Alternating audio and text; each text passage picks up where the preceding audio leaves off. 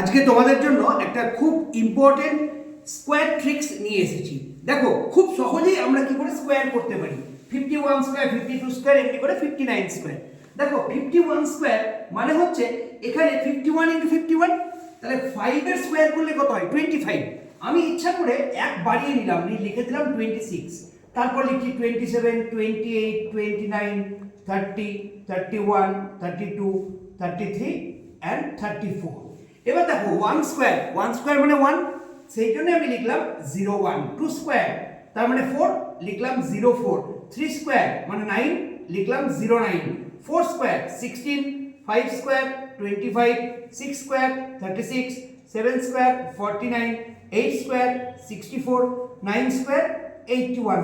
খুব সহজেই তোমরা এটা একটু ভেরিফাই করে নিতে পারো যে ঠিক হয়েছে কিনা। খুব ইম্পর্টেন্ট দেখো একটা স্কোয়ার ট্রিক্স তোমাদেরকে শেয়ার করলাম, আশা করি তোমাদের ভালো লাগবে। Thank you.